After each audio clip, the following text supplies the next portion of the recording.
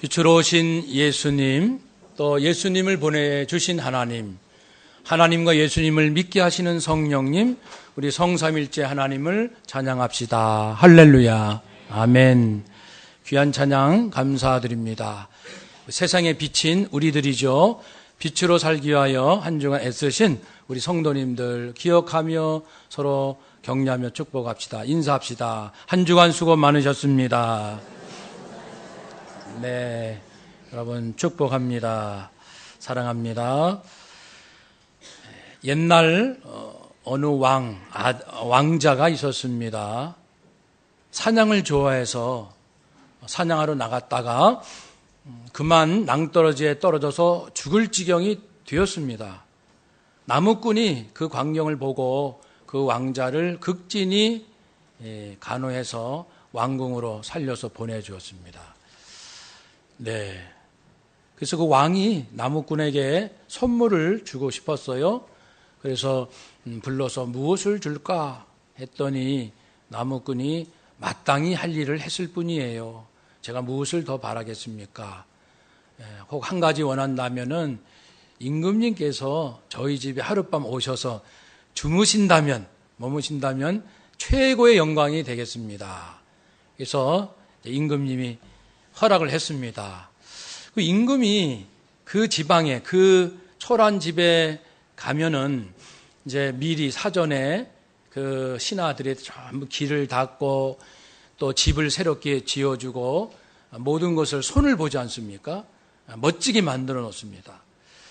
이런 일들은 흔히 있는 일들인데 사랑하는 여러분, 그 한 나라의 왕이 이렇게 다니는 곳마다 임하는 곳마다 하룻밤 자는 곳은 더 말할 것도 없고 잠은 잤다고 이제 또 표시까지 할 텐데 그렇게 영광스러운 것입니다. 하물며 만왕의 왕이신 우리 하나님께서 이 죄인인 한 인간에게 오신다는 것은 상상할 수 없는 영광입니다. 그런데 사실 하나님께서 천지를 창조하시고 전지전능하신 그분이 내게 오신다는 것은 감당할 수 없는 일이죠. 너무나도 거룩하신 분께서 나의 이 허물 가운데 오신다는 것은 있을 수 없어요. 그래서 불가능한 이 일을 위해서 예수님이 오신 것 기억하시죠? 예수님이 왜 오셨을까요? 하나님께서 죄인 가운데 함께 하시고자 죄인을 용서하시고 하나님의 자녀를 삼으시기 위하여 예수님께서 중보의 역할을 하기 위하여 오신 것을 우리는 기억합니다. 그래서 예수님을 믿고 예수님을 마음의 진실로 모시고 날마다 사는 자는 그 한 임금이 잠깐 머물러도 많은 변화들이 오는데 우리 인생에 굉장한 변화가 반드시 올 것입니다.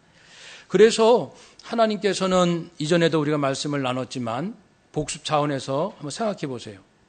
만물을 창조하시면서 하나님은 모든 것을 보시기에 어떠했더라? 좋았더라. 예. 하나님도 만족하신 거예요. 하나님께서 기뻐하셨어요. 흡족해 하셨습니다. 그런 하나님께서 우리를 지으셨어요. 하나님의 형상을 따라 우리를 지으신 그 형상의 의미에는 정말 많은 의미가 있습니다. 하나님의 이 만족하시고 기뻐하신 모습으로 우리를 지으셨기 때문에 우리가 그리 살기를 하나님이 원하시는 거예요. 그런데 전도서 6장 6절에 있는 것처럼 인생들이 죄로 타락하고 자신의 욕망을 하나님보다 높임으로 말미암아 아무리 열심히 살아도 아름다운 세상을 살 수가 없어요. 그래서 전도자 솔로몬은 말하지요. 우리가 1000년의 갑절 2000년을 산다 할지라도 진정한 행복, 한번 따라 합시다. 행복, 평안, 만족, 즐거움. 그렇습니다. 이 토부가 없다면 무슨 의미가 있겠는가라고 질문을 던졌습니다. 스스로 속이지 맙시다. 멀리 돌아가지 맙시다.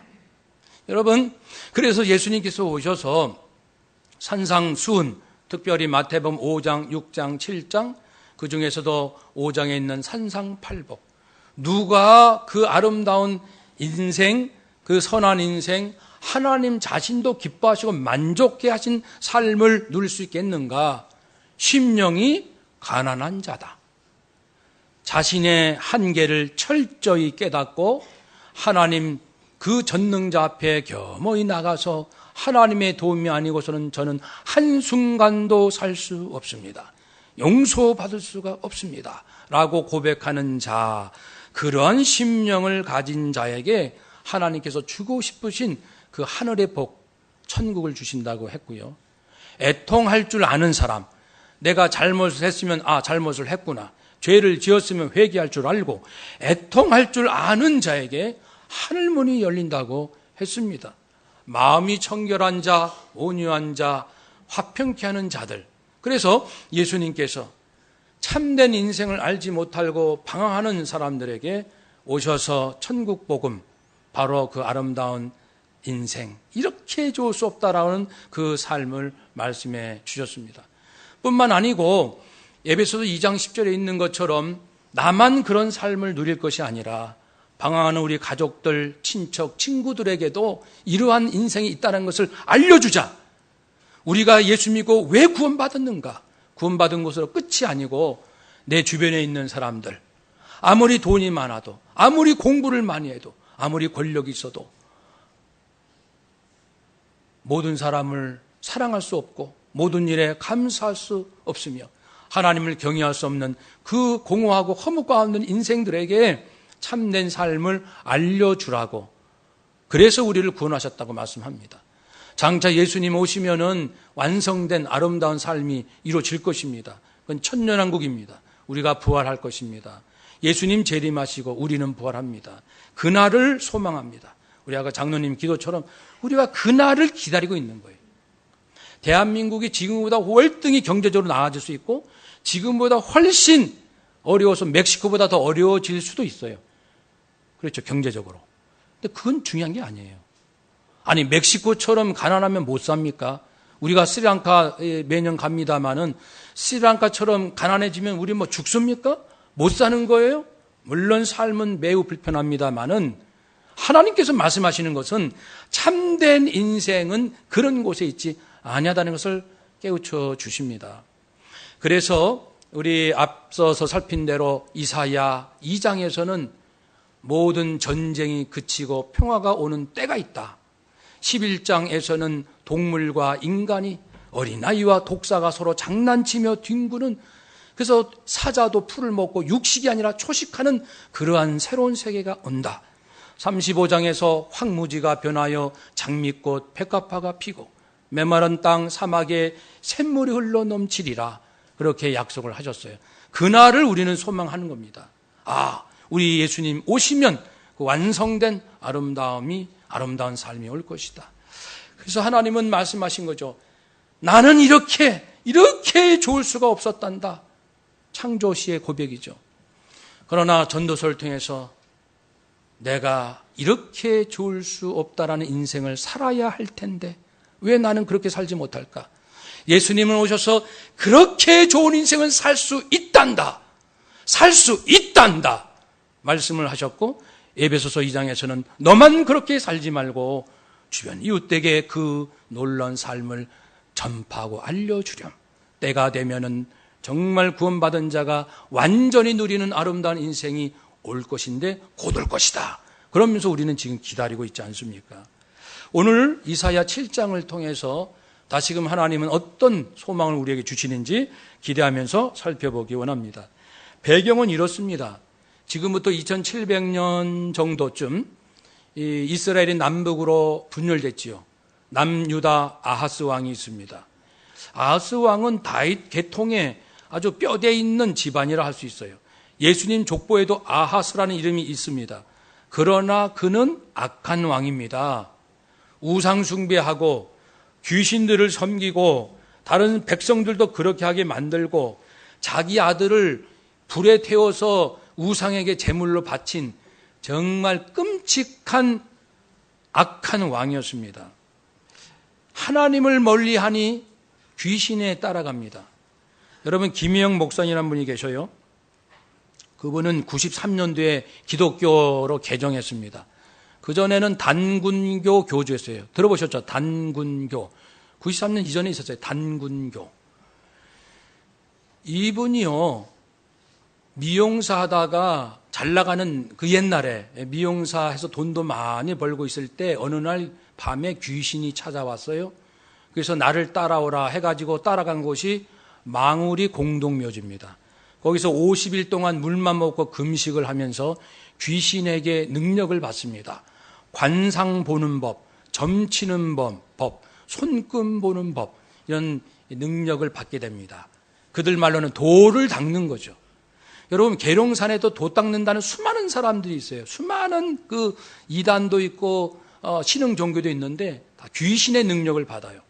귀신의 능력을 받으면 한 가지 아주 놀라운 걸 줍니다. 예를 들면 박정희 대통령이 이제 죽게 된다. 그리고 전씨라는 사람이 대통령이 될 것이다. 미리 예언을 해요. 찾아옵니다. 말할 사람이.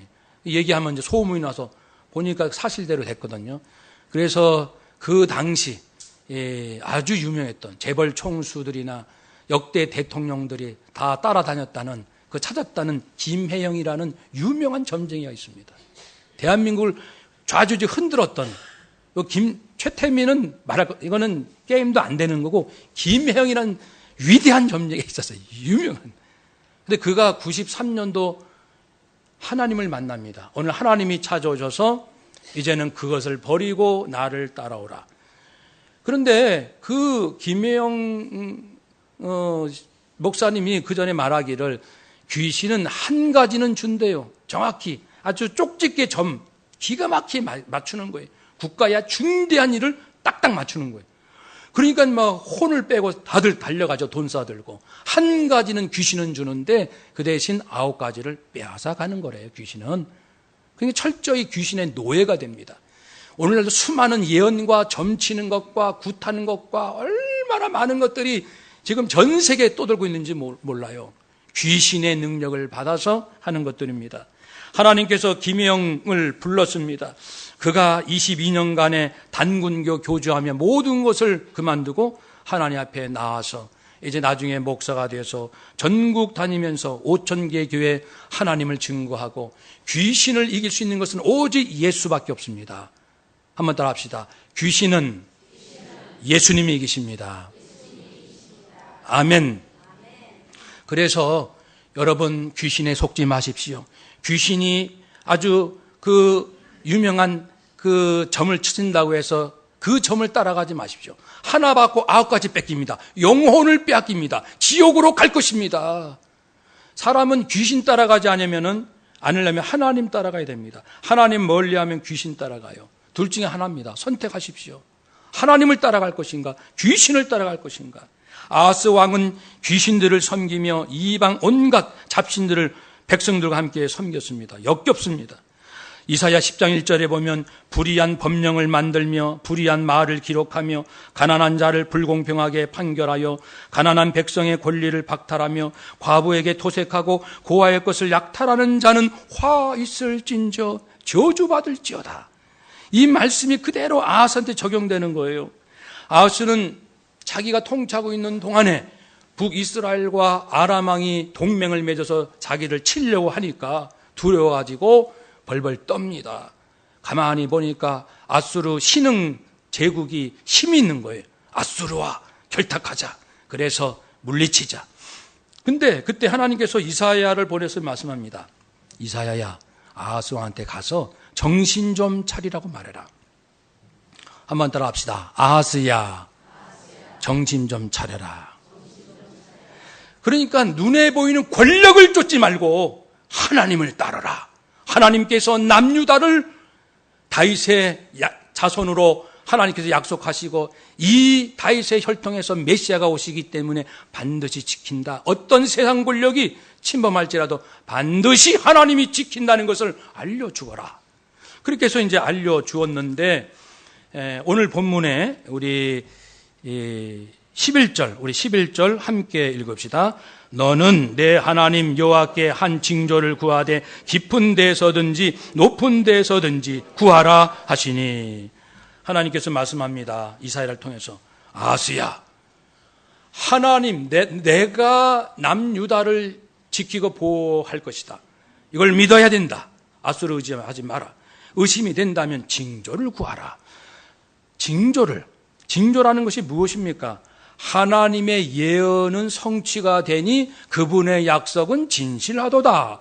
이것을 보장하는 증거가 징조입니다. 표징이라고도 하죠. 표적이라고도 합니다. 그래서 하나님은 때때로 이 징조를 보여주셔요. 예를 들면은 애굽에서 이스라엘 백성 출애굽할 때 10가지 재앙이 임하잖아요. 한 가지 재앙이 징조예요.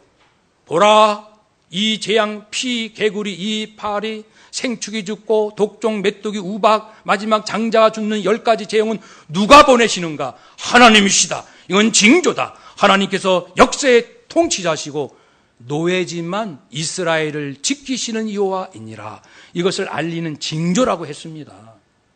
그처럼 특별한 이적이나 어떤 역사적 사건이나 특별한 예언자의 행동을 통해서 하나님이 어떤 분이신지를 쫙쫙 보여주세요. 여기 징조입니다.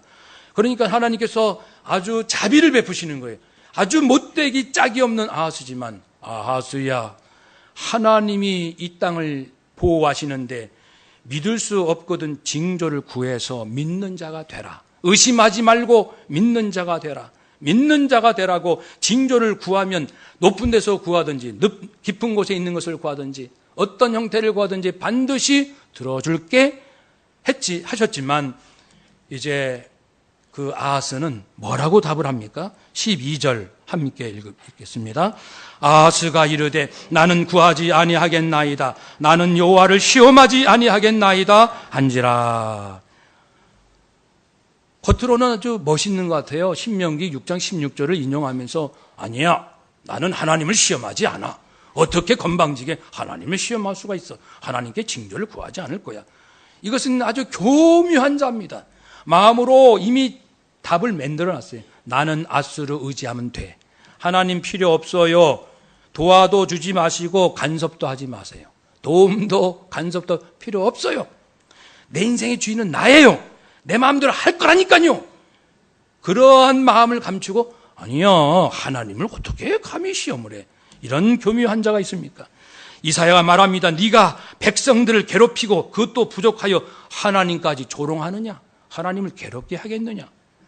그러니까 이제 하나님께서 자비를 베풀어도 꿈쩍 않는, 오히려 하나님을 욕되게 하는, 하나님을 부끄럽게 하는 그러한 그 아하스에게 하나님은 어떻게 답변을 하실까요? 바로 징계를 하실 수 있고 저주를 하실 수도 있지만 뜻밖의 14절의 말씀을 하십니다. 함께 읽겠습니다. 그러므로 주께서 친히 징조를 너희에게 주실 것이라. 보라, 처녀가 잉태하여 아들을 낳을 것이요 그의 이름을 임마누엘이라 하리라. 아멘. 네가 구하지 않으면 내가 주겠다. 하나님, 생각해 보세요. 전지전능하신 창조주 하나님께서 그 인간 중에도 아주 바닥을 기는 더럽고 추한 인생에게 제안을 했는데 아주 거절을 당했을 때 그 하나님이 당하는 수치심, 자존심, 그러나 그걸 다 내려놓으시고 내가 친히 징조를 주겠다 하시는 하나님의 마음을 우리가 읽을 수 있어야 합니다. 인간은 고집이 세고 자기 욕심 따라 살려 하고 틈만 나면 하나님을 가까이 하기보다는 멀리 하려고 해요. 그저 돈만 많이 주시면 하나님이지 나 부자로 안 만들면 하나님 은근히 싫어하는 거예요. 이게 우리 밑바닥에 쫙 깔려 있지 않습니까? 잘 들여다봅시다. 하나님께서 친히 징조를 주시는데 한 아기가 태어날 것인데 그 아이의 이름이 임마누엘. 엘은 하나님, 임마누는 함께한다. 하나님이 우리와 함께한다는 뜻의 아기가 태어날 것인데 16절, 우리 16절을 읽읍시다.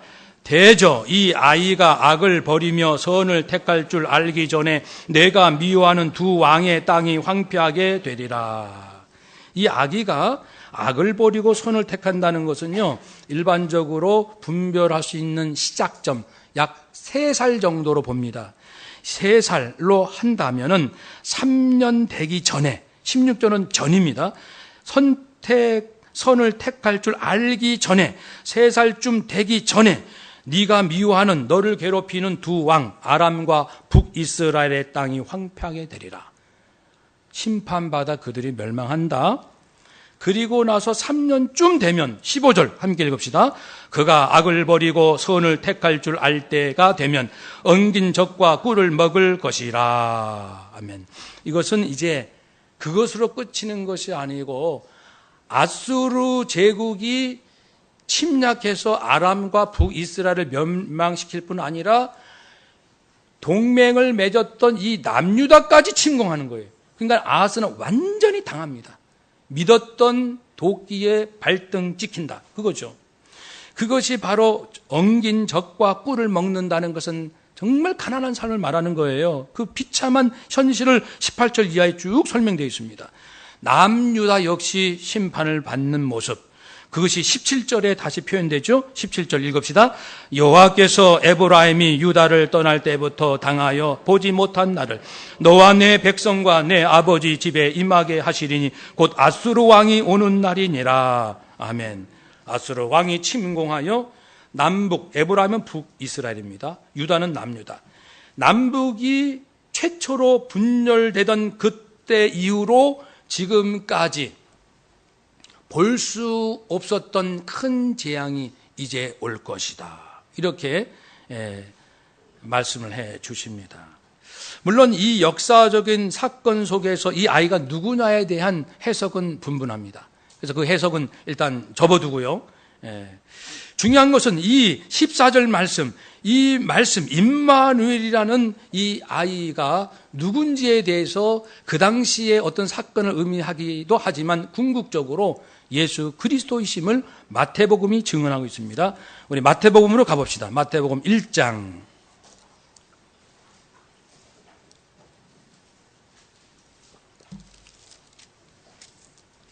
마태복음 1장 22절, 23절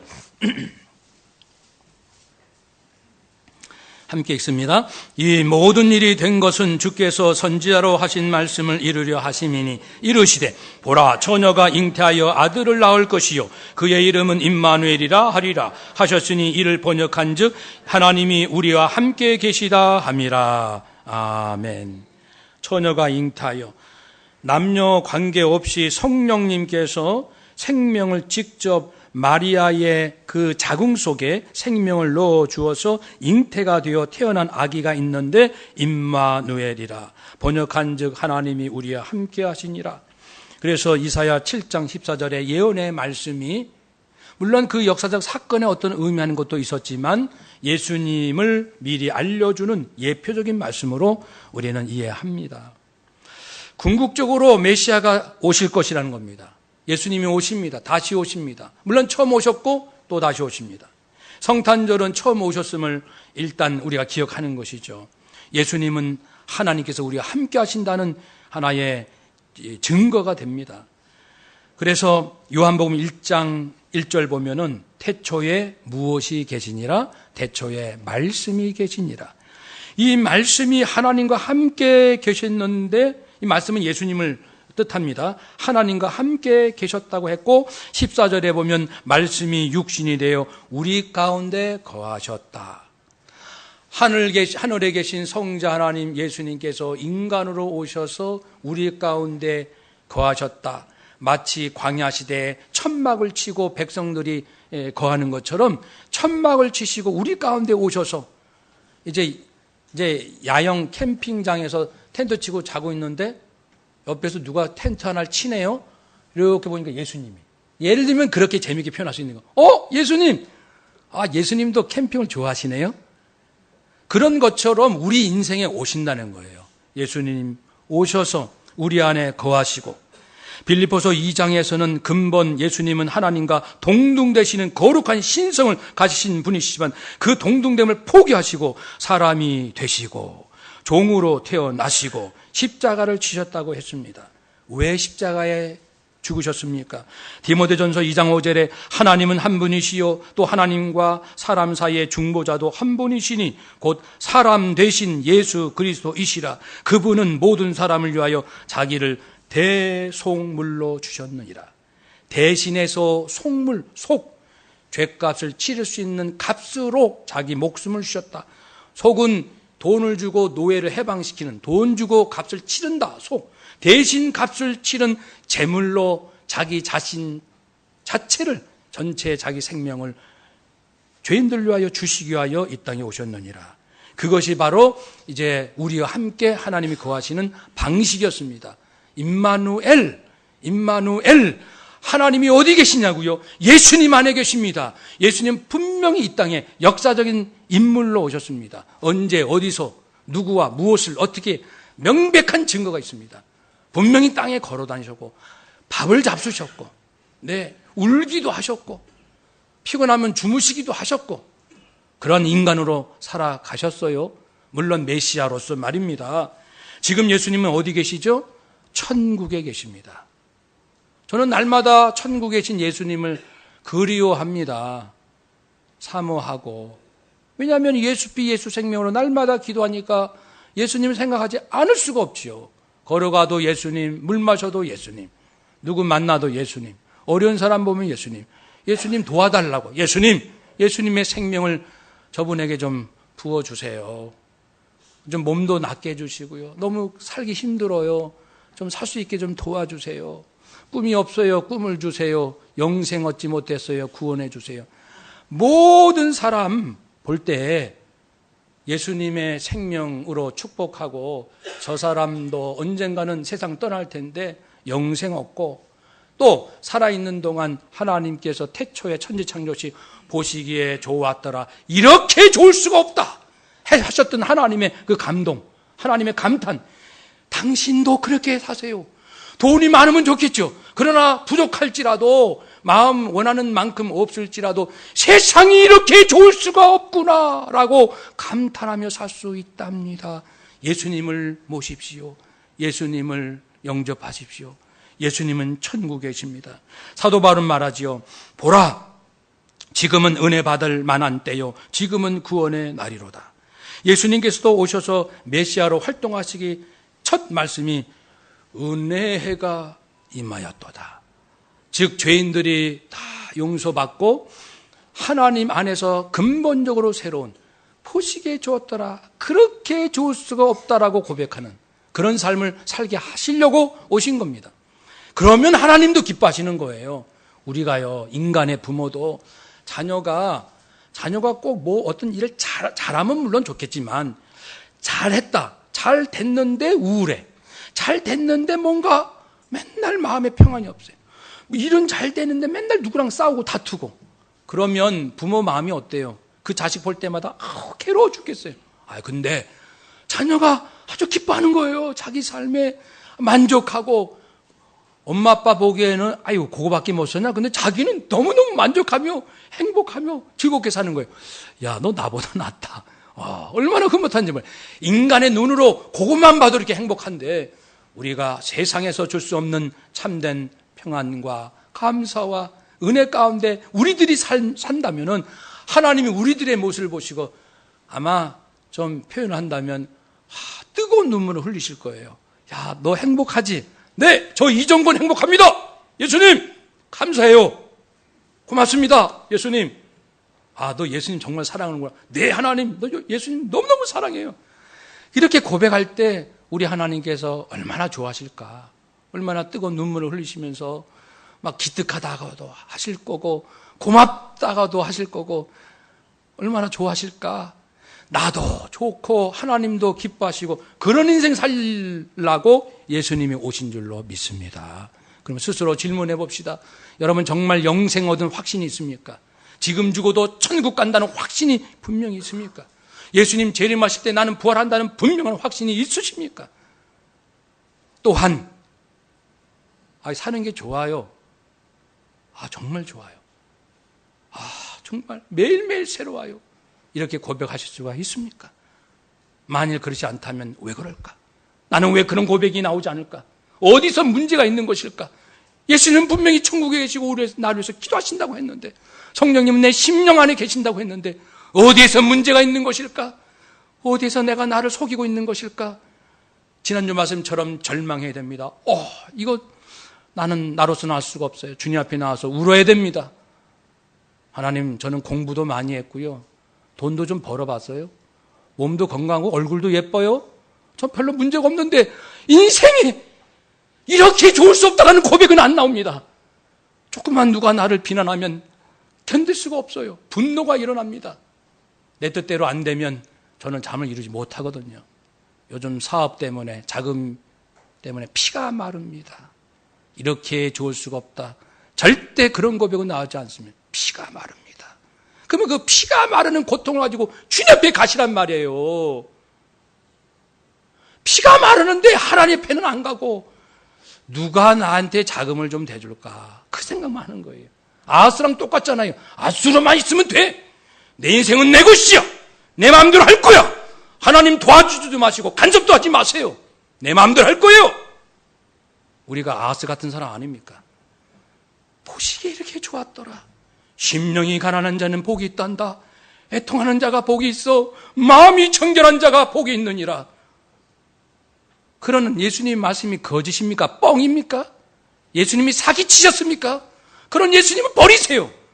우리 예수님은 생명 바쳐 십자가에서 나 대신 저주받아 물과 피를 다 쏟으시고 나를 고아처럼 버리지 아니하시고 내가 비록 천국 가지만 성령님 보내줄게. 성령님이 네 안에 오시면 내가 전했던 말씀 다 기억날 거야. 너와 함께 할 것이다. 영원토록 너와 함께하는 성령님을 내가 선물로 줄게. 그렇게까지 하시는 예수님이십니다. 성탄절입니다. 무의미하게 보내지 맙시다. 정말 예수님 때문에 이렇게 좋을 수 없다라는 고백이 안 된다면 스톱! 거기서 스톱하여 하나님 앞에 나갑시다. 절망을 안고 고통을 안고 피가 마르는 고통 가운데 주님 앞에 나와서 예수님, 제 꼴이 이렇습니다. 솔직히 저는 이래요. 저를 불쌍히 여겨주세요. 한번 더 합시다. 하나님, 저를 불쌍히 여겨주세요. 저는 지쳤습니다. 나가시면 하나님은 기다리고 계시거든요. 하나님은 친히 징조도 보여주시고 계획 다 갖고 계십니다. 정말 전지전능하신 분이에요. 우리 하나님 잘 모시고 지금은 은혜 받을 만한 때요. 지금은 구원의 날이로다. 미루지 마시고 아무리 바빠도 영적인 문제에 미루지 마시고 내 안에 그렇게 좋을 수가 없다라는 고백이 안 나온다면 그때 하나님 앞에 나가셔서 물으시고 하나님의 사랑과 도우심으로 회복이 되어서 나 예수님 너무 좋아요. 예수님만 계시면요. 저 순교해도 괜찮고요. 예수님만 계시면요. 옛날 6.25 전쟁처럼 가난해도 괜찮아요. 어차피 한번 죽는 거예요. 까짓거 뭘 두렵습니까? 죽어도 부활하는데 저 그런 거 두렵잖아요. 주님만 제 안에 계시면 저는 만족합니다. 이렇게 고백할 수 있는 저와 여러분 되시기를 축복합니다. 아멘. 기도하겠습니다.